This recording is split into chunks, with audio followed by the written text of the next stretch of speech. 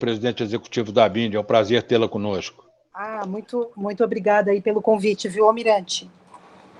Nós é que agradecemos. Estamos lisonjeados aí. Doutora Gabriela, quem começaria? Seria a senhora ou a doutora Elizabeth? A doutora Elizabeth vai começar a falar um pouquinho sobre a lei. Eu vou dividir com os senhores um material visual para ajudar na compreensão, porque são muitas informações, e ao final esse material vai ser disponibilizado para quem estiver participando aqui hoje, tá? Podem ficar tranquilos.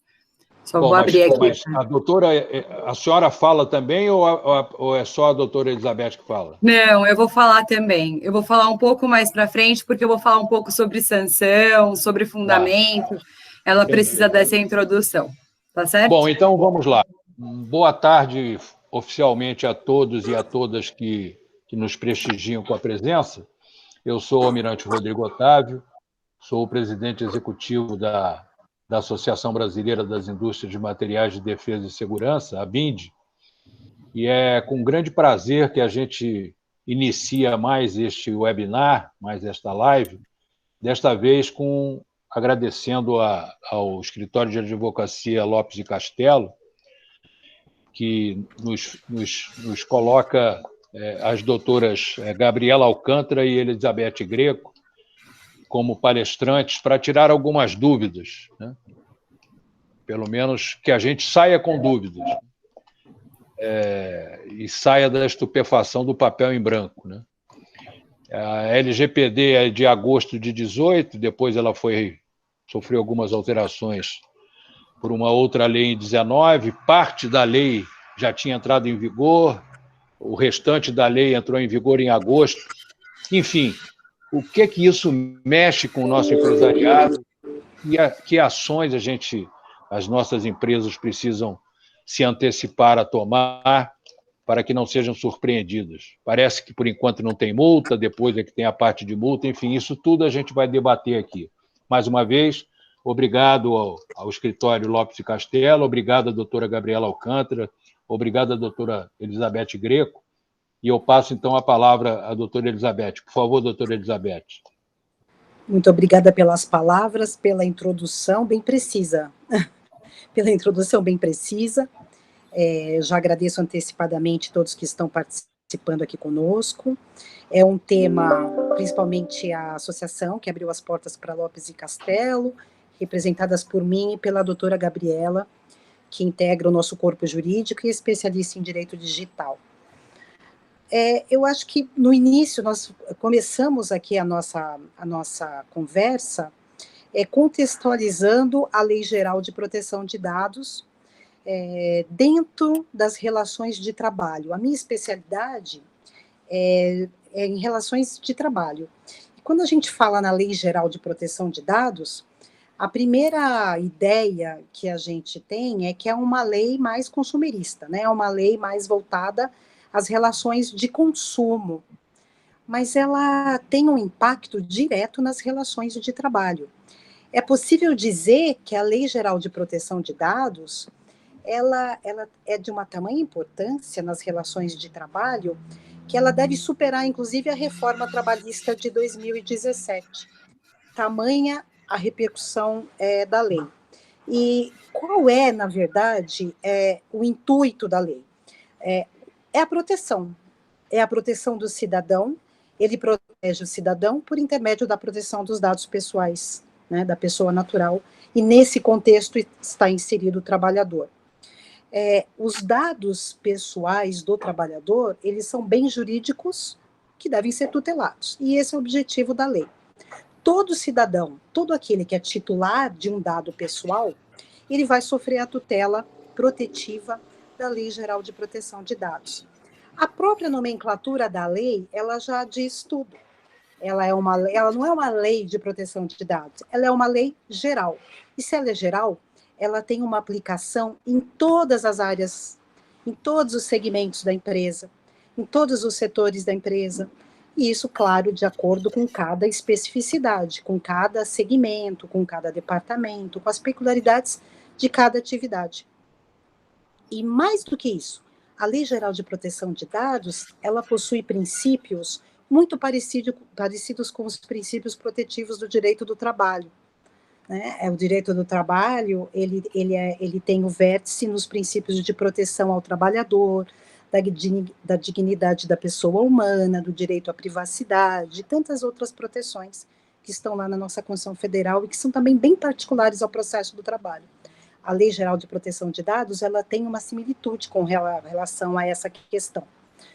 Então, é possível dizer, sim, que o trabalhador ele está diretamente envolvido nesse processo e que a Lei Geral de Proteção de Dados brasileira, apesar de não falar expressamente nas relações de trabalho, o contexto é plenamente aplicável nas relações que envolvem empregados e relações de trabalho.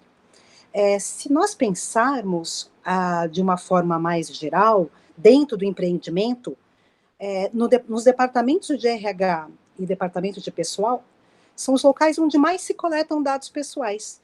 O trabalhador, ele é aquele que mais fornece dado pessoal dentro do complexo empresarial. E ele merece a tutela protetiva da Lei Geral de Proteção de Dados.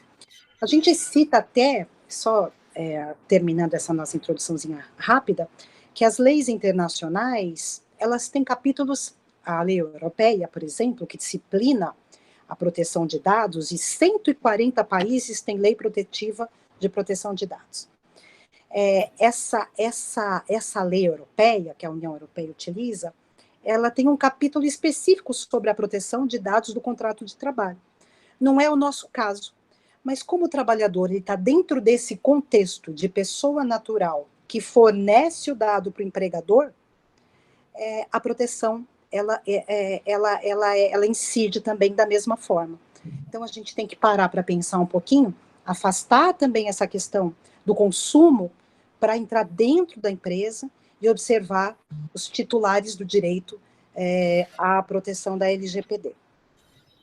Bom, quando a gente fala de direito do trabalho, a gente fala também que o empregador, ele lida com dados da pessoa natural, da pessoa física, do trabalhador, desde o início da contratação, desde quando ele apresenta um currículo, por exemplo, como candidato a uma eventual vaga, ali ele fornece uma relação de dados, até durante o contrato de trabalho, claro, e após o contrato de trabalho, esses dados, eles permanecem num eventual banco de dados da empresa.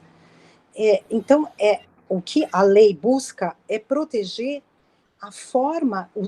proteger os dados da pessoa natural enquanto vigente a relação do contrato de trabalho e após da mesma forma. Então, em todas as fases que compõem uma relação de trabalho, e aqui a gente está falando de uma relação de emprego, o empregador lida com dados pessoais, com dados sensíveis, até para cumprimento do contrato de trabalho, e essa é justamente esse fato de lidar com os dados que demandam tratamentos e bases legais aplicáveis de acordo com cada situação. Essa intromissão do empregador na relação, na obtenção de informações pessoais do empregado, ela está legitimada, mas esse poder diretivo, ele tem limites. E os limites são aqueles que são os mesmos protegidos, os mesmos que fundamentam a Lei Geral de Proteção de Dados, que é a dignidade, a privacidade. O trabalhador, ele é protegido porque os dados dele também vão sofrer uma proteção especial. Tá bom? Feita essa introdução, Gabriela, você quer passar os slides, doutora? Eu já estou passando aqui, doutora. Você está conseguindo ver? Eu não estou, mas eu tenho os meus aqui. Tá, pode ir falando que eu vou seguindo. Então, vamos falar um pouquinho aqui. Olha, a Lei Geral de Proteção de Dados, ela, no artigo 1º, ela já deixa bem claro para que ela veio, tá? Esta lei dispõe sobre o tratamento de dados pessoais, inclusive nos meios digitais, por pessoa natural ou por pessoa jurídica de direito público ou privado, com o objetivo de proteger os direitos fundamentais de liberdade, de privacidade e o livre desenvolvimento da personalidade natural. Então, a Lei Geral de Proteção de Dados, ela busca proteger a privacidade, principalmente aquilo que a gente tem de mais privado, que são as nossas informações, as informações pessoais, as informações sensíveis. Esse é o objetivo da Lei Geral. E, ela, como eu falei, ela foi inspirada numa lei europeia, né, a GDPR, e a nossa discussão aqui legislativa, ela já é de idos de 2010, até antes mesmo da lei geral, da lei europeia. E todas elas têm o mesmo objeto, que é impor obrigações para aquele que trata os dados da pessoa natural, da pessoa física, e direitos para aquele que fornece os dados. Né? Os dados, a gente fornece os dados, mas a gente não sente na pele o tratamento que está sendo feito com relação a eles. A gente não tem essa percepção. É exatamente isso que a Lei Geral ela quer estabelecer. Ela quer que aquele que fornece o dado, ele tenha essa segurança de que a utilização, ela tem uma finalidade, ela tem uma proporção, ela tem uma diretriz protetiva razoável para que esse dado seja utilizado da forma correta, para que não haja vazamento, desvio de finalidade. Esse é o objetivo da lei. Proteger o cidadão por intermédio da proteção dos seus dados pessoais e sensíveis. Pré-requisito para a criação e manutenção de relações internacionais, comerciais e políticas. Os objetivos dessas leis internacionais, como eu falei, 140 países possuem leis gerais de proteção de dados, cada um com as suas especificidades, de acordo com a sua cultura, com as necessidades específicas de cada localidade.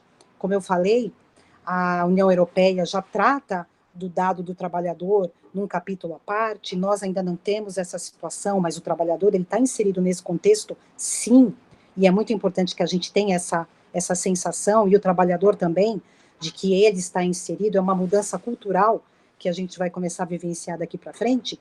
Essas leis, elas se falam, né, elas se comunicam entre si, até mesmo para transferência de informações, né? Elas têm ali um link o mesmo objetivo, a mesma intenção protetiva, todas elas. E qualquer informação relacionada a um indivíduo identificado ou identificado, sejam objetivas ou objetivas, é exatamente isso que a lei coloca. Que qualquer informação relacionada a um indivíduo identificado ou que possa ser identificável, sejam objetivas ou subjetivas, merecem tratamento. A gente vai falar um pouquinho sobre tratamento. Tratamento na verdade, é como a gente vai lidar com essas informações. São todas as formas de coleta, de armazenamento. A gente vai falar um pouquinho sobre isso. Parece que tratar é só cuidar, mas não, ela tem uma definição específica, e é muito dinâmico, porque a gente sabe que nesse direito digital as coisas mudam com uma rapidez tremenda. Então, assim, a gente sabe que esse texto, os exemplos, eles estão na lei, eles são exemplificativos, eles estão lá, mas na medida em que a evolução da tecnologia ela acontece, é claro que as formas de tratamento elas vão também evoluindo. Então, a quem se aplica? A qualquer pessoa natural ou jurídica, de direito público ou privado, que realize tratamento de dados pessoais. Como a gente falou, é uma lei geral de proteção de dados. Então, todos aqueles que disponibilizam seus dados pessoais, ou para um contrato de trabalho, ou para uma relação de consumo, eles estão inseridos aqui na Lei Geral de Proteção de Dados. E o caráter abrangente atinge a maior parte de projetos e atividades do setor empresarial, relações trabalhistas, consumeristas, serviços de internet, negócios, B2B, entre outros. A abrangência é ampla, de acordo com as especificidades de cada atividade, de cada setor em particular. E o que é tratamento de dados pessoais? Está lá no artigo 5º da Lei Geral de Proteção de Dados. A nossa lei é bem extensa, ela é bem ampla, ela tem muitas ramificações, mas estão também disciplinadas na lei geral. Então, sobre o que a gente entende por tratamento? É a coleta, pode ser a coleta, quando na relação de trabalho, quando a empresa recepciona esses dados, né, esses dados pessoais, até mesmo por força da lei, e para viabilizar o contrato de trabalho. A gente vai falar que coleta, essa lei, pessoal, essa lei, ela não é uma lei que impõe sigilos, que impõe restrições, mas ela vem trazer condições, ela vai estabelecer bases legais para o tratamento dos dados. Então, em absoluto, ela é restritiva, mas ela limita, ela torna a intrusão na vida privada de quem fornece os dados legitimada, eventualmente. Tá? Então, pode ser a coleta, pode ser a recepção, pode ser a utilização de um dado, a reprodução desse dado, a distribuição desse dado, pode ser a produção, uma classificação, acesso, quantas pessoas acessam esse dado do trabalhador, a transmissão, aí a gente fala até em compartilhamento, ali a gente está falando ainda da relação de trabalho, é muito comum e é por conta mesmo de dar continuidade a todas as obrigações legais e acessórias do contrato de trabalho que o empregador, ele compartilha as informações pessoais e sensíveis desses empregados. Processamento, olha, ela é um número inesgotável, né? Arquivamento, eliminação, em que momento esses dados que permanecem numa base interna do trabalhador, em que momento eles serão eliminados, né? Em que momentos eles serão descartados. A gente vai falar um pouquinho depois sobre a necessidade da informação. O trabalhador, a gente está falando aqui do trabalhador, mas todo aquele titular do dado, ele tem que tomar conhecimento de quando esse dado vai ser eliminado. Se ele não for mais ser utilizado, no momento da não utilização, ele deve ser descartado da base de dados. E a autoinformação, o fato de você publicizar isso para o titular de dados, está contemplado na lei geral também. Eliminação, eu tenho o direito de saber quando esse meu dado, que foi utilizado, por exemplo, numa coleta biométrica, quando ele vai ser descartado. Controle de informação, comunicação, armazenamento, avaliação de informação, modificação, transferência, difusão ou extração. Então, a gente percebe que é um elenco dinâmico e que ele vai se adaptando na medida em que as situações mudam, né? As situações, a evolução da tecnologia, ele é infinito. E os dados sensíveis?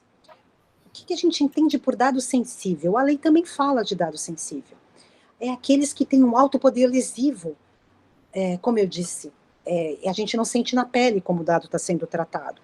Quando o trabalhador fornece uma série de informações para o Departamento de Recursos Humanos, para viabilizar o contrato de trabalho, ele não tem a menor noção de como aquele dado, para que aquele dado está sendo utilizado e a forma de tratamento que está sendo dispensada, para que ele tenha uma absoluta segurança de que aquela informação está sendo utilizada para aquela finalidade, que é o contrato de trabalho.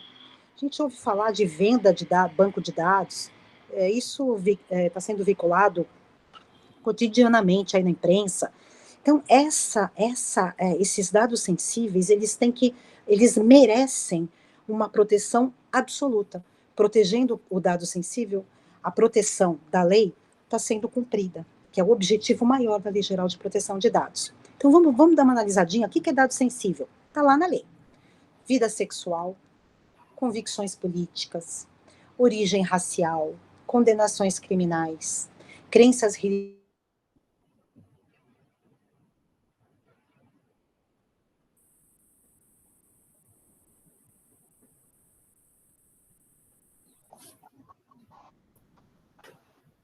Acho que o sinal da doutora Elizabeth caiu, doutora Gabriela.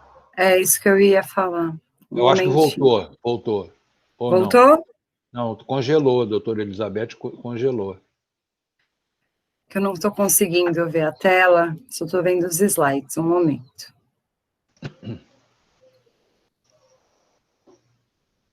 Vamos aguardar o sinal da doutora Elizabeth voltar.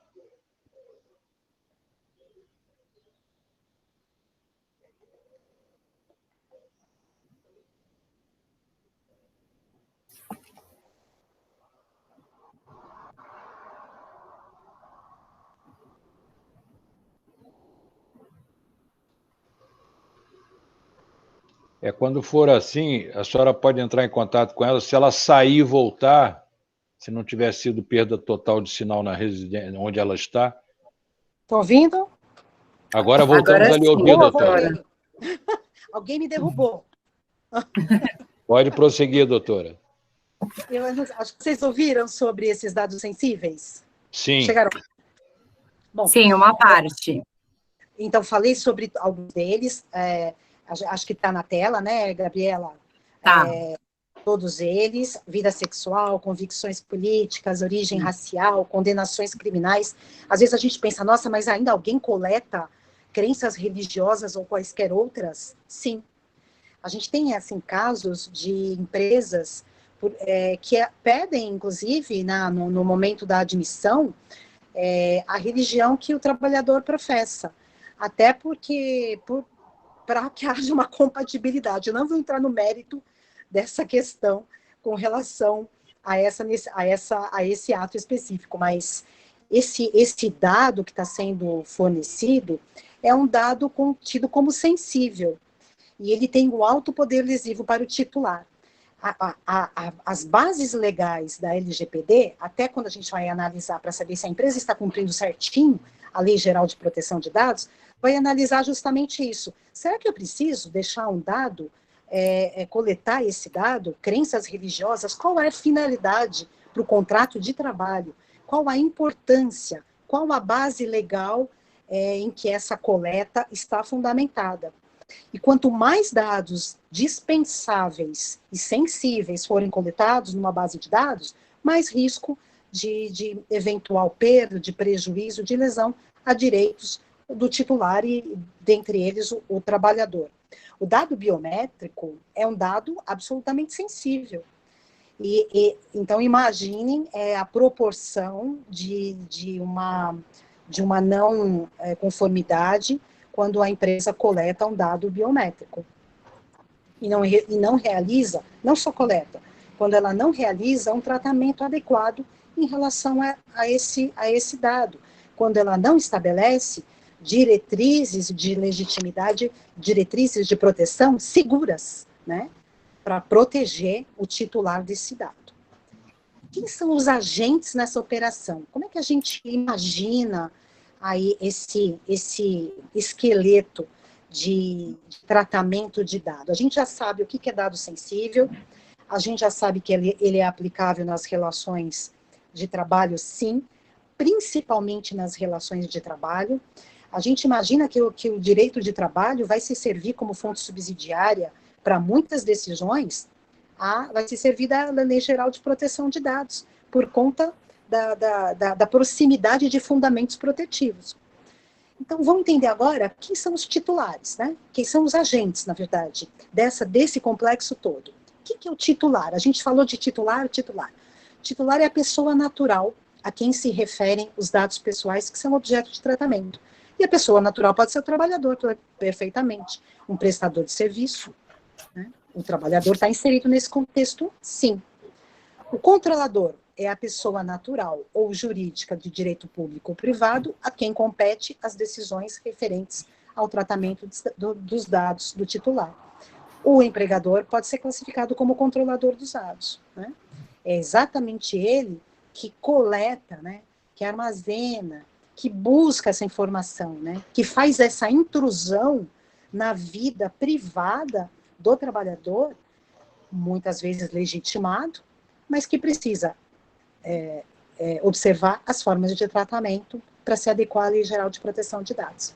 O operador é aquela pessoa natural, de direito público ou privado, que realiza o tratamento de dados pessoais, em nome do controlador.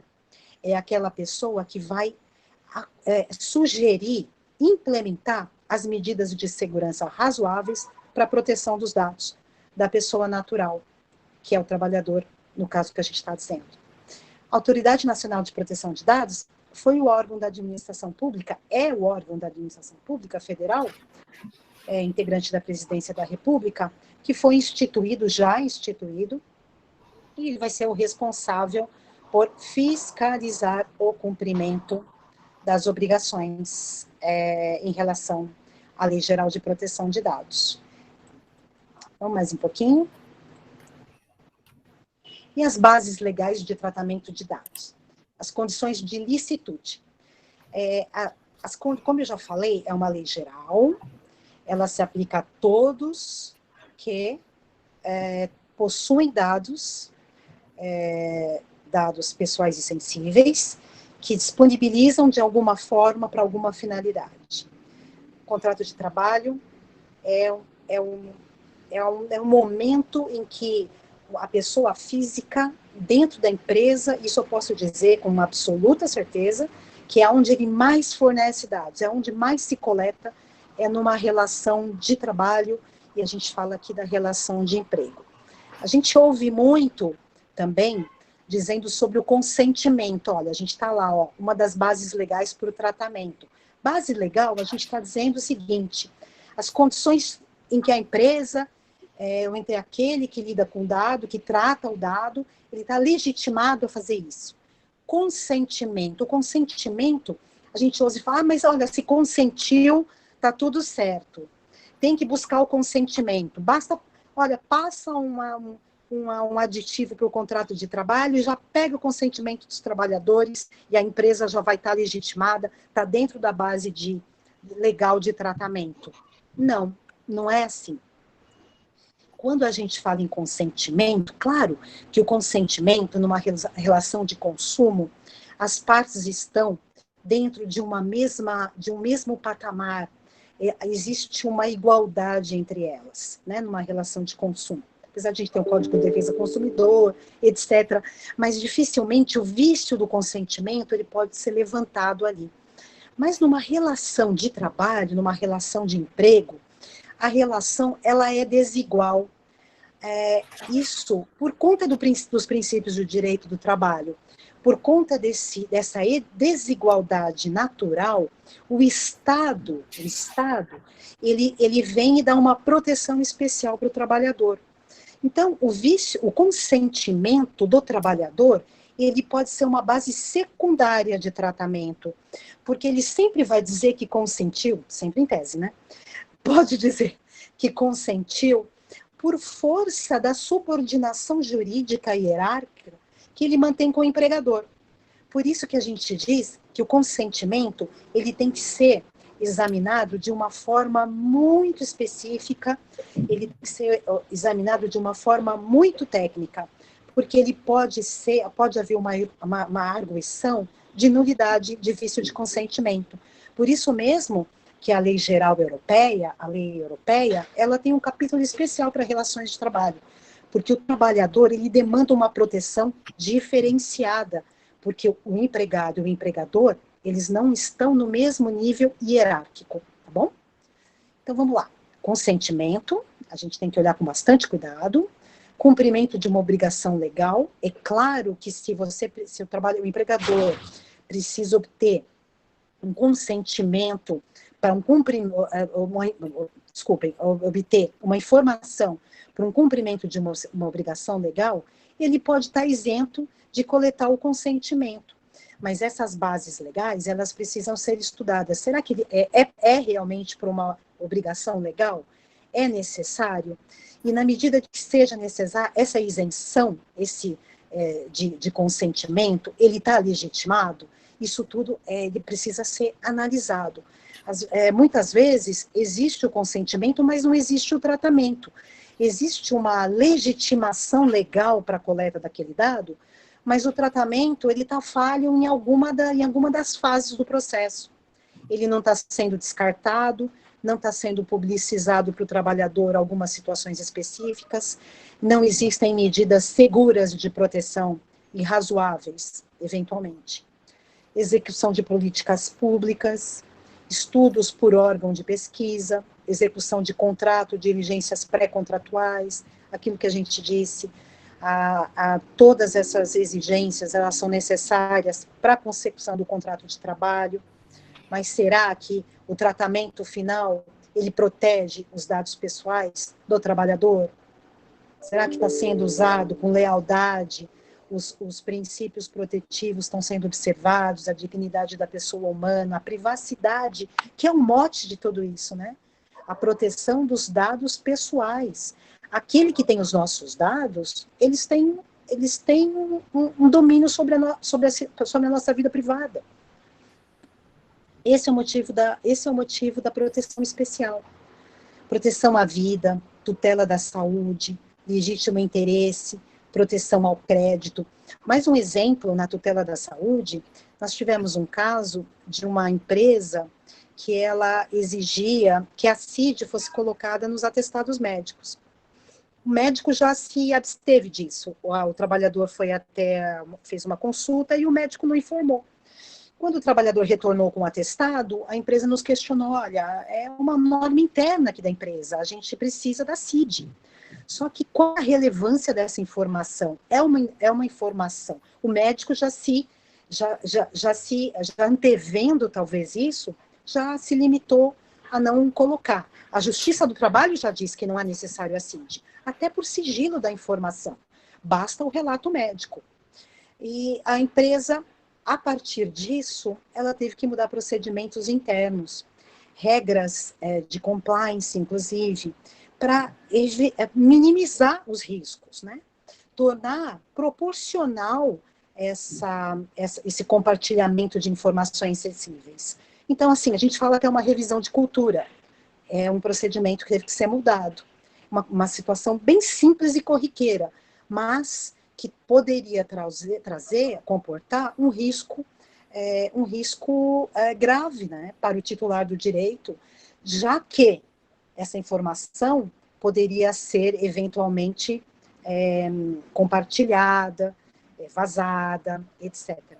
Então, eu termino aqui a minha abordagem com relação ao direito do trabalho. A doutora Silva vai prosseguir agora com relação aos outros itens, mas deixando de uma forma absolutamente clara que a LGPD, ela é uma lei que vai realmente mudar o nosso cotidiano. Apesar, parece até que parece uma situação meio hipotética ainda, mas se a gente contextualizar essa lei nas relações do trabalho, eu acho que é um jeito bem fácil da gente entender o objetivo da lei, que é a proteção do trabalhador por intermédio da proteção dos seus dados. E se a gente consegue estabelecer um nexo causal, né, um nexo direto entre os princípios protetivos do direito do trabalho e os princípios protetivos da lei geral, a gente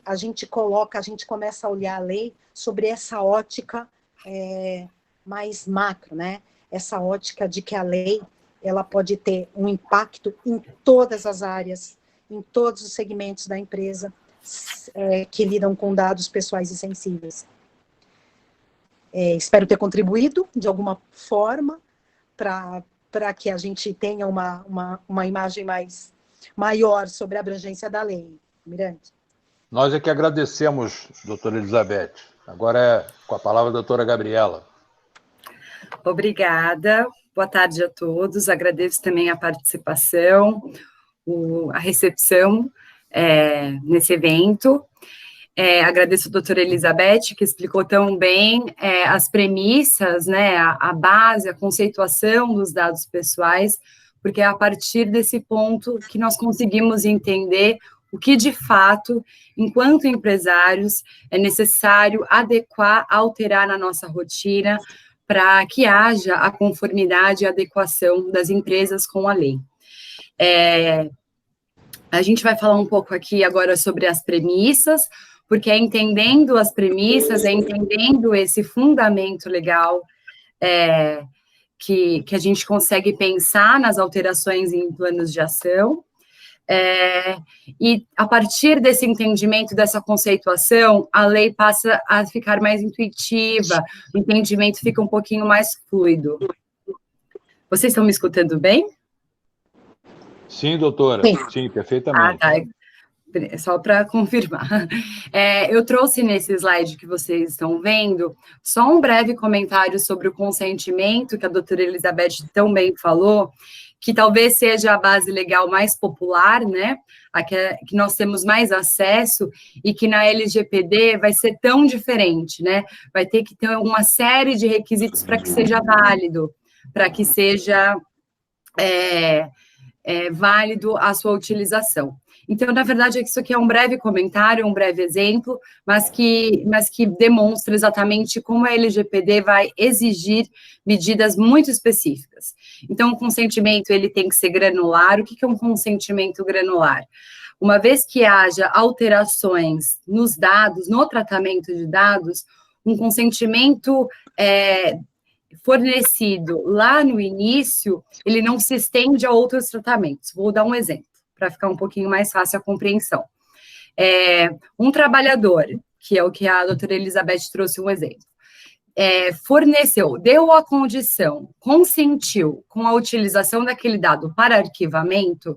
Se aquele dado for compartilhado, é preciso que esse consentimento seja renovado, entende? É essa a finalidade, né, que o trabalhador, o titular de dados, sempre esteja ciente do que está acontecendo ali com o seu bem. Então, tem que ser uma ação afirmativa, não existe algo como um consentimento presumido ou tácito. As finalidades têm que estar muito bem explicadas, com uma linguagem acessível, compatível com o público que está sendo direcionada, e a revogação tem que ser pelas mesmas vias em que foi dado o consentimento. Não adianta, por exemplo, um consentimento super fácil, né, de se dar, de se entregar, e uma revogação desse consentimento muito burocrática. Então, esse é um exemplo bem didático para entender como funciona as especificidades das bases legais. Mas a minha conversa aqui com os senhores hoje, se tem algo que eu gostaria que os senhores levassem de hoje, é o que eu vou falar agora, que é o que permeia e fundamenta toda a LGPD, que é a expressão autodeterminação informativa. Essa expressão está no decorrer da lei inteira, é uma expressão que todos que tiverem alguma familiaridade com a lei já têm ou terão que ter, vão se deparar com ela muitas vezes. O que é uma autodeterminação informativa? Como a doutora Elizabeth disse, a LGPD, que é do empresário, essa mudança de cultura. E essa mudança de cultura parte do pressuposto que haja um entendimento que os dados dos titulares, os dados pessoais dos titulares, ainda que seja de trabalhadores, de prestadores de serviços, de uma carteira de clientes, de parceiros de negócios, esses dados pertencem aos titulares e não à empresa. Essa é a premissa básica. Por ser um bem de outro, a pessoa, né, a pessoa jurídica, no caso, que vai tratar, que vai manusear esse bem, tem que demonstrar que ela está colocando, que ela está implicando em todas as medidas possíveis de segurança. É isso. Quando nós conseguimos entender essa premissa, todo o resto vem um pouquinho mais fácil. E também, nesse caso, a LGPD, assim como o direito do trabalho, acredita que o titular desse dado é a parte vulnerável, é a parte insuficiente. Ele tem menos recursos para autodeterminar as próprias informações. Então, a empresa vai ter que possibilitar um ambiente em que ele possa fazer isso. E como que ela vai fazer isso? Dando livre acesso desse titular aos próprios dados, adequando esses dados, informando qual é a necessidade de obtenção, de arquivamento, de compartilhamento daqueles dados, sendo transparente. Esse é o ponto-chave. A transparência dessa relação é o ponto que vai nortear todas as medidas que deverão ser implicadas nesse tratamento. Então, transparência que a gente fala, transparência também das medidas de segurança, o que a empresa está fazendo para prevenir eventuais incidentes de informação. A finalidade está correta? Aquele dado obtido corresponde à finalidade que foi exposta ao titular? Então, a LGPD é exatamente o que a doutora Elizabeth falou, é uma lei geral que vai procurar responsabilizar o tratamento de dados por essa parte menos vulnerável. E, nesse sentido, a gente já consegue pensar na estruturação desse projeto, né? Na estruturação dessa adequação que tem que ser feita pelo setor empresarial. É a partir desse entendimento, dessa base de dados, né, e desse entendimento que existe uma parte vulnerável, que é preciso aplicar ações que minimizem os riscos. A lei sabe, o legislador sabe, ao implementar a LGPD, assim como foi lá fora, que o risco zero não existe, ele é utópico, né, tanto não existe na nossa vida prática, quanto não existe no meio digital. A gente podemos sair na rua com carro blindado, com seguranças, num local aparentemente seguro, e mesmo assim a nossa vida está em risco, o nosso bem-estar está em risco, acidentes acontecem. Então, isso também acontece no meio digital. A segurança máxima, o risco zero, é uma utopia, mas a lei exige o máximo de diligência. E é através desse máximo de diligência e o entendimento da base que nós temos, que nós conseguimos pensar numa limitação ou abstenção de utilização de dados. Às vezes, as empresas utilizam muito mais dados do que elas realmente precisam, e isso enseja um risco ainda maior. Então, a qualidade desses dados não bastam estar seguros e autorizados, eles precisam estar atualizados. É uma das premissas.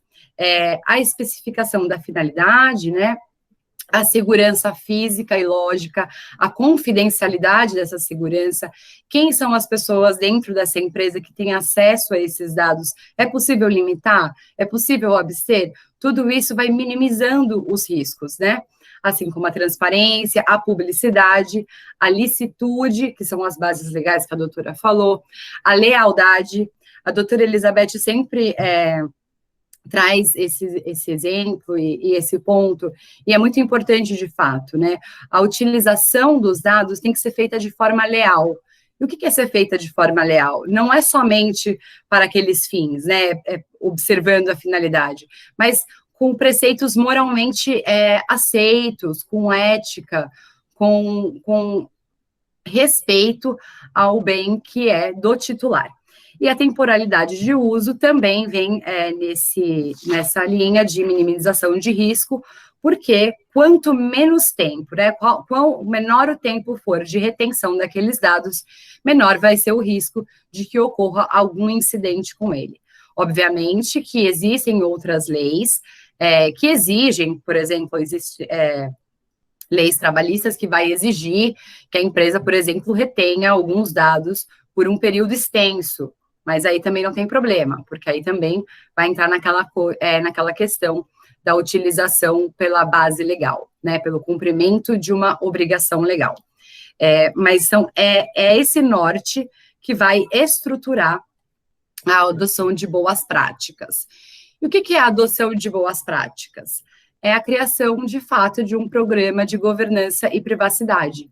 A lei vai exigir isso, é a hora de colocar tudo dentro do papel, é de demonstrar, tanto na esfera administrativa e judicial, de que a empresa está adequada. E como que ela vai fazer isso? Através da criação de um projeto. É um projeto multidisciplinar, porque como a doutora Elizabeth mencionou anteriormente, a abrangência é enorme, são todas as áreas envolvidas, então não existe a possibilidade de que apenas uma área crie e organize e fiscalize o prosseguimento desse projeto. São muitas competências. Nós estamos falando de tecnologia da informação, nós estamos falando de setor jurídico, do setor de recursos humanos, da inserção do setor financeiro. Então, são todos esses setores, todas essas áreas que vão participar desse projeto multidisciplinar. e através do mapeamento de dados pessoais. É entender quais são esses dados, como que é a vida útil desses dados da empresa. Esses dados possuem um fundamento legal para serem utilizados da forma que são? Não possuem? É possível alterar? É possível ainda utilizá-los? Ou devo me abster? É através do mapeamento dos dados que vai poder se criar esse fluxo jurídico de como funciona a vida útil dos dados. E aí também entra a análise dos tratamentos, dos procedimentos, tanto dos dados internos e externos, né, dos empregados, dos consumidores, dos dados obtidos via através do ambiente digital. É toda essa análise que vai ser, que vai possibilitar a identificação de pontos de vulnerabilidade. É o espaço mesmo de entrar dentro da empresa e ver quais são as portas que estão abertas e começar a fechá-las. Então, a partir daí, pensa-se em revisões normativas, revisões de procedimento, o treinamento da equipe, o treinamento dos funcionários que participarão da fiscalização e da implementação desse programa, mas não só deles, de todos. É preciso que todos tenham ciência da importância da utilização desses dados. E tudo isso por quê? Porque a lei vai exigir um documento. É esse o certificado, pelo menos nesse primeiro momento, que a empresa vai precisar ter. É esse relatório de impacto à proteção de dados.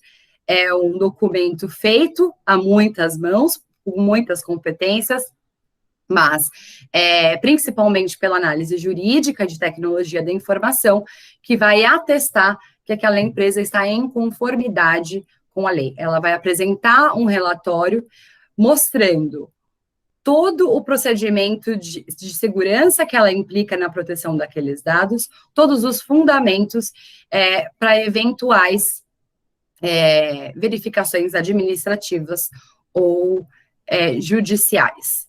Então, a adoção dessas boas práticas na verdade, o programa de adequação que qualquer empresa vai ter que fazer. Obviamente, as empresas possuem realidades diferentes, individuais, né? Cada empresa possui as suas questões urgentes, as suas prioridades, o seu tamanho, a sua abrangência. Então, os planos, os programas, também serão muito individuais, né? Serão programas muito específicos. Mas é impossível pensar em um programa adequado que não possua esses quesitos que eu disse anteriormente. E aqui é importante também dizer que esse programa é o que vai amenizar, se é assim que podemos falar, né, se é essa palavra que a gente pode utilizar, as sanções que podem ser implicadas lá na frente. Então, é de extrema importância, é o recurso jurídico e administrativo que nós temos para comprovar a boa-fé da empresa. E por que é tão importante comprovar essa boa-fé? Porque a responsabilidade civil na LGPD é uma responsabilidade muito rígida. Ela é uma responsabilidade solidária. Então, o controlador e o operador, que são aqueles agentes que a doutora Elizabeth explicou anteriormente, eles respondem solidariamente. O que isso quer dizer? Eles respondem igualmente, na mesma proporção. Ainda que o erro, o incidente tenha ocorrido, seja decorrente da atitude de um deles apenas. Então, quando nós falamos de responsabilidade solidária, judicialmente, a gente fala no dever de indenizar. E o Judiciário Nacional, ele está começando a permear essas questões da LGPD, mas nós já temos, mesmo antes da vigência da lei, algumas decisões do STF a respeito da MP 959, enfim, que compartilhou dados de telefonia, e são decisões que já nos preocupam, porque são decisões muito rígidas, muito punitivas. Então, é possível, é muito provável, na verdade, que isso se repita nas decisões de primeira e segunda instância, tá? A responsabilidade administrativa vai vir com a Autoridade Nacional de Proteção de Dados. A doutora Elizabeth falou brevemente, vou explicar aqui um pouquinho com mais detalhes como que funciona a Autoridade de Proteção de Dados. Ela é aquele órgão da Administração Pública Federal que vai fazer a fiscalização da adequação do setor empresarial com a LGPD. Não só a fiscalização, ela também tem um cunho de estruturação, de regulamentação dos pontos em abertos da lei. Por isso também que ela estava sendo aguardada, o Conselho Diretor estava sendo aguardado com tanta ansiedade pelos profissionais da área. Mas ela tem principalmente o intuito, o cunho fiscalizatório. E como que acontece? No último dia 15, se não me engano, acho que foi sexta-feira, dia 15 foi sexta-feira, os profissionais da área estavam ansiosos, né, porque o órgão, a ANPD, já foi instituída lá em 2018 pelo ex-presidente Michel Temer. Nós estávamos aguardando a nomeação desse conselho diretor, porque ele é a hierarquia máxima dentro desse órgão. É dele que vai vir a regulamentação e o modo de funcionamento de todas as subdivisões.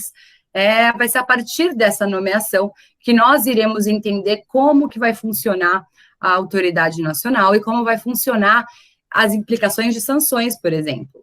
Ele foi nomeado no último dia 15 pelo presidente da República, que nomeou um conselho diretor com um perfil extremamente plural e extremamente técnico. E o que isso interessa para nós, profissionais do direito, empresários? O que isso quer dizer? Isso quer dizer que é um perfil que provavelmente vai ser muito rígido, porque quando nós falamos de pluralidade, nós falamos de nomeações, de indicações de profissionais com vasta experiência no setor do setor público e no setor privado. E quando nós falamos de técnica, nós falamos de profissionais com muita técnica na área em que vai ser abrangida a lei. Então, nós falamos de engenheiros eletrônicos, nós falamos de estudiosos legais, nós falamos de advogados. Então, esse perfil é muito técnico, exatamente porque traz essa perspectiva da tecnologia da informação e do direito, principalmente. E é possível que essa fiscalização seja ainda mais rígida em decorrência desse lapso temporal, né? Nós estamos esperando a vigência da lei há muito tempo. E ela demorou para acontecer, e a fiscalização vai demorar ainda mais um pouco. Então, é possível, é provável que essa fiscalização seja muito rígida e bem punitiva.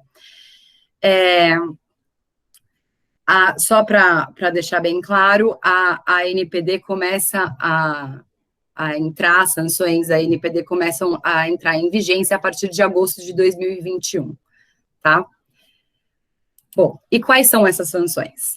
Essas sanções talvez seja o que mais assusta o setor empresarial no momento, e com toda razão, porque são sanções muito rígidas e e altamente punitivas. Elas estão lá no artigo 5.2 da LGPD, elas podem ser cumuladas, ou seja, a gente pode trazer uma multa com um bloqueio, não existe um limite para as sanções, tá? Elas podem ser implicadas todas, a depender do caso, e elas são bem rígidas. Talvez a mais famosa seja a multa de até 2% sobre o faturamento da pessoa jurídica ou do grupo conglomerado no Brasil, com um teto de R$50 milhões por infração.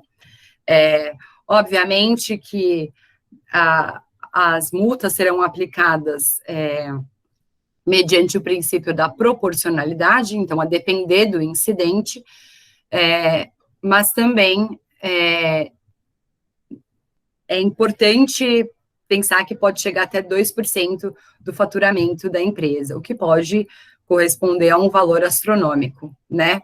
Então, mas ela não é a única possibilidade. Existe a possibilidade de publicização da infração, que é a punição moral, né? Que é a empresa vir a público e abrir e publicizar a sua inconformidade legal, o que pode acabar com a moralidade da empresa, pode haver o bloqueio, pode haver a eliminação de bases de dados.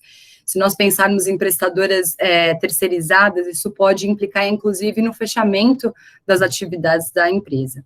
Então, são medidas bem rígidas, bem fortes, que devem começar a ser aplicadas a partir de agosto do ano que vem. Isso não quer dizer que os processos de adequação tenham de aguardar agosto de 2021, tá?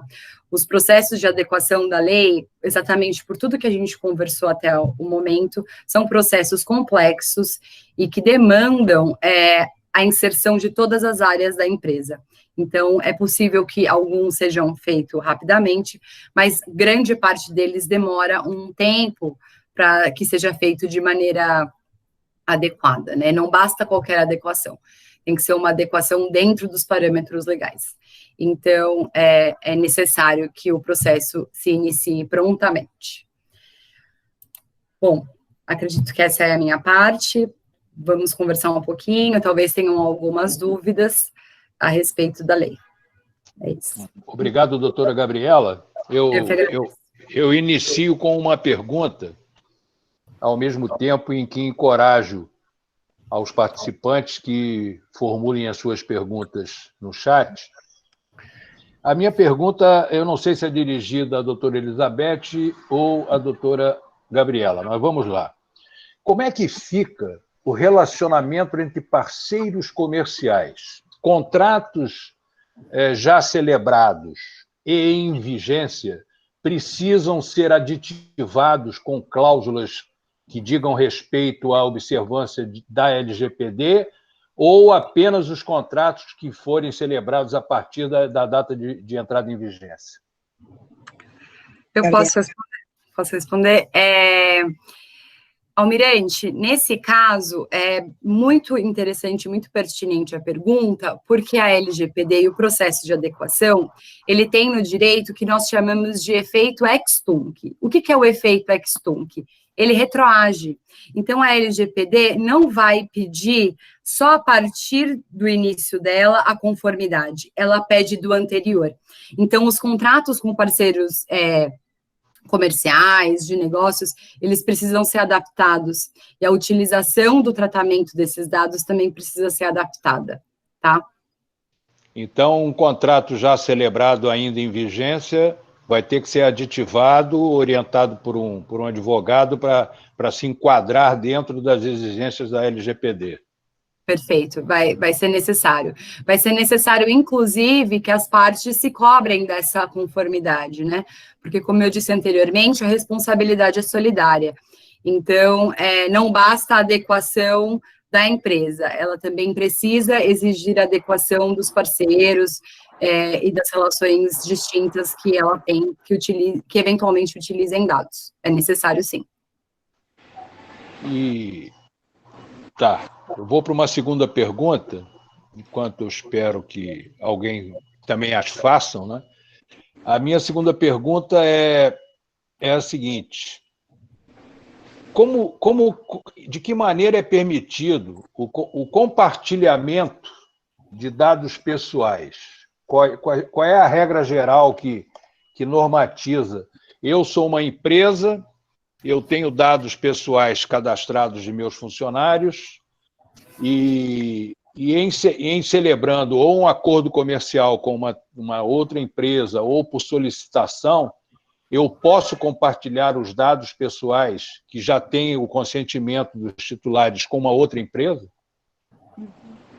Acho que eu posso responder. Estão me ouvindo, Mirante? Sim. Essa pergunta cai naquela questão das bases legais de tratamento, né? Que são as condições de licitude. Uma das condições de licitude é a execução de contrato, que são diligências pré-contratuais, né? E exercício regular do direito. Então, por conta de uma execução de um contrato, a parte eles estão legitimados ao compartilhamento, mas a adequação, a revisão até dos contratos, estabelecendo condições seguras e publicizando como esses dados são tratados, ela vai ser necessária e ela é É uma questão bem importante que a gente coloca, a necessidade de adequação dessas relações. A gente até imagina que esse assunto, se a gente é tudo muito novo, mas está tudo se acomodando, né? A gente imagina que vai haver até algum tipo de certificação, né, doutora Gabriela? Talvez muito provavelmente, os doutora. Né, para uma segurança jurídica, como nós temos com ISO, como nós temos com em outras situações. Eu queria fazer uma colocação, Gabriela, a questão do encarregado dos dados. Sim. É tão importante, eu acho que a gente não comentou, vale acho que essa colocação dentro da empresa. Dentro desse processo de adequação da lei, como a doutora falou, que vai partir desde inventariar e mapear esses dados para examinar quais as bases legais de tratamento que vão ser dados, não basta só coletar consentimento, como tem sido dito por aí, é um risco muito grande, não deve se fazer assim. A análise ela é bem detalhada e ela é bem técnica. Vai existir a figura do operador, né, do encarregado. Esse encarregado é o DPO, né, das legislações estrangeiras. E ele vai ser o link, né? Ele que vai ser aquele que vai ser o interlocutor, é aquele que vai dizer se realmente os dados, as práticas, elas estão sendo seguras, se a lei está sendo, as medidas todas de tratamento, elas estão seguindo as bases da LGPD. E já se estuda até a possibilidade de instar os órgãos para conceder alguma garantia, como a gente tem do CIPERO, né? As estabilidades. Porque já existe um debate aí nas redes de grupos de profissionais da área do direito do trabalho, conjecturando que esse encarregado ele não terá isenção suficiente se ele não tiver uma garantia ao emprego, né, no emprego até, para o exercício da função isenta. Então, vocês imaginam a repercussão disso dentro da empresa, a importância da lei geral, que já pode ser que ela comece a adentrar em umas especificidades bem particulares em relação a essa garantia de isenção daquele que será o interlocutor. Perfeito. Temos uma primeira pergunta no chat. Se poderiam esclarecer como se faz a prova de vazamento de dados. A quem cabe o ônus dessa prova? Isso é relevante para que as empresas possam se proteger em caso de alegações supostamente infundadas por parte de funcionários e clientes. Uhum. Posso responder? Pode sim. Eu vou começar, a doutora me complementa se eu acabar esquecendo de algum ponto. O ônus da prova, no caso, bom, primeiro, ele pergunta como que se prova esse vazamento de dados, né? O vazamento de dados, os incidentes, eles podem ser denunciados perante a própria autoridade nacional e perante outros órgãos. Então, pode ser denunciado perante, por exemplo, o Ministério do Trabalho, o PROCON, e como o ônus da prova, né, o dever de provar a conformidade vem da pessoa jurídica e não do titular, a mera desconfiança, o mero indício, desculpa, tinha acabado de esquecer a palavra, o mero indício de que isso aconteça já pode criar um processo investigativo, tá? Não quer dizer que a empresa vá ser condenada ou que vá acontecer algo nesse sentido, mas já pode se criar um processo investigativo. Nos casos de grandes vazamentos, né, que às vezes nós temos contatos via notícias, existem sites especializados que aceitam denúncias também. Mas aí a gente está falando de vazamentos com grande potencial lesivo e com grande número de dados de titulares vazados. Nos casos mais específicos e mais individuais, o próprio titular pode fazer essa denúncia perante o órgão que ele entender necessário, tá? Agora, a partir de 2021, a NPD, mas a partir de agora ele já pode fazer ao PROCON, por exemplo. Se entrar no site do PROCON, já é possível fazer esse questionamento. Acho que era isso? Faltou algum Não, ponto? acho que é isso, acho que já É respondeu. isso, né?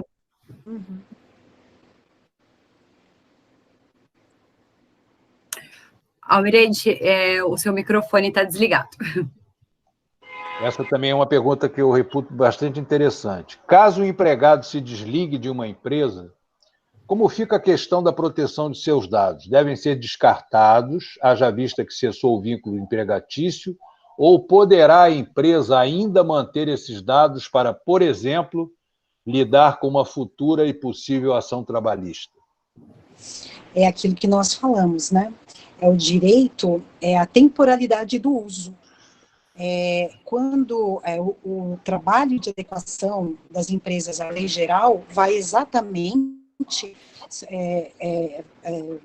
incidir nesse mapeamento. Que informações o empregador precisa manter seguras, por quanto tempo, até mesmo para cumprir uma obrigação legal, né? Um exercício regular do direito de defesa, não é? É claro que existem documentos físicos que poderão ser digitalizados, mas o trabalhador, a intenção da lei é colocar logo na contratação, na admissão, por quanto tempo esses dados serão mantidos, a temporalidade do uso, como a gente falou, tem uns slides aqui, está no slide 11, a temporalidade do uso vai ser informada no ato da admissão, e quanto tempo esse dado permanecerá, de acordo com a finalidade, dentro do banco de dados do empregador. A análise jurídica da legitimidade das formas de tratamento passa justamente por essa questão. O que tem que ser mantido, o que deve ser mantido para cumprir um exercício regular do direito, uma obrigação legal, ou descartado. Eu entendo que um contrato de trabalho deve constar, caso haja desligamento do empregado, seja por que razão for, por quanto tempo ambas as partes concordem e aceitem que aqueles dados permaneçam cadastrados na empresa. Seria isso? Exatamente. Existe até uma discussão de que esse consentimento ele nem precisaria, porque ele vai precisar manter essa base de dados por um exercício regular de direito. Talvez o consentimento seja uma análise secundária, mas, de qualquer forma, a temporalidade do uso, isso tem que ser pactuado. Quando o trabalhador, esses contratos de trabalho que já estão vigendo, eles precisam ser adequados. A lei fala que os consentimentos, que toda essa situação de adequação à lei geral, ela tem que acontecer de forma descartada do contrato de trabalho, para evitar qualquer vício de consentimento ou de que não tomou conhecimento especificamente em relação aos dados pessoais. Então, essa situação, ela também é contemplada desde a entrada até a saída do trabalhador, o cumprimento do contrato. Perfeito. No caso de um empregado compartilhar dados sensíveis de um cliente da empresa, ele responde solidariamente com o empregador? Na verdade, aí vem a questão da responsabilidade solidária, a necessidade de aferir que tipo de compartilhamento era esse. Se esse compartilhamento estava autorizado, né, a base legal era justa, né, e se a empresa, na verdade, não implementou diretrizes seguras de tratamento de compartilhamento desses dados. Aí a responsabilidade, na verdade, pela conduta dos prepostos, passa para o empregador. Mas é um caso a ser analisado especificamente, as condições de fato em que aconteceram. Isso que eu ia, só complementando, doutora, é isso que eu ia complementar. Tem que ver qual foi a situação que isso ocorreu, de que maneira esse empregado, no caso, ele tinha autorização para ter acesso a esses dados? É um cenário, se ele não tinha, é outro, né? A empresa responde pelas diligências que ela teve de minimizar esse risco. isso com certeza. Uhum. E ela responde pela conduta dos seus prepostos. Agora, toda essa situação fática tem que ser objeto de análise para uma resposta bem segura. Perfeito. Imagino que não haja mais perguntas. Eu só tenho que agradecer, em nome do Dr. Roberto Galo, presidente da ABIND, e meu pessoal também, a disponibilidade de agenda de ambas para que nos passassem essa abordagem interessante e esclarecedora sobre a LGPD. Agradeço ao Dr. Castelo, peço que levem um agradecimento a ele. Agradeço mais uma vez a doutora Elizabeth Greco, a doutora Gabriela Alcântara. Agradeço aos participantes, né, que se mantiveram fiéis aqui, praticamente todos até agora. E, como não há mais perguntas, acho que a gente já se conseguiu conhecer um pouquinho mais, né, desmitificar um pouco essa LGPD. Não sei se as doutoras gostariam de falar alguma coisa, mas, por favor, doutora Elizabeth. Olha, nossos agradecimentos. A Lopes e Castelo agradece imensamente a oportunidade, pela associação ter aberto aqui suas portas para um debate assim, tão importante. Nós estamos numa sociedade em transição, isso é fato. A gente fala em cultura, mudança de cultura, em educação digital. Então, acho que a gente não pode perder o foco de estar sempre colocando as situações e debatendo de uma forma bem realística e trazendo posições conservadoras até para as empresas. Muito obrigada, viu, Almirante? Nós é que agradecemos. Doutora Gabriela. Eu agradeço também a oportunidade de participar do evento. Agradeço a doutora Elizabeth, a ABIND, que cedeu o espaço. E caso restem mais dúvidas, porque realmente é um tema muito novo, né? Estamos todos nos adaptando. Podem entrar em contato pelo site da Lopes, lá tem um campo para entrar em contato, para eventuais dúvidas, a gente responde conforme a possibilidade. Agradecemos mais. Eu acho que a doutora Elizabeth... Pois não. Posso responder ao Almir aqui? É verdade, veio mais uma, apareceu mais uma, por favor. Eu vou responder ao Almir. Ele está querendo saber se a LGPD é de alguma forma conflitante com o compliance no que diz respeito à necessidade de se conhecer melhor os funcionários, clientes e fornecedores. Aquele exemplo que eu dei, né, de que ela não conflita, ela tem que ser adequada. Eu acho que algumas regras elas precisam ser revistas, melhor adaptadas. Quando a gente fala em compliance, a gente fala em pessoas que vão cumprir regras, né?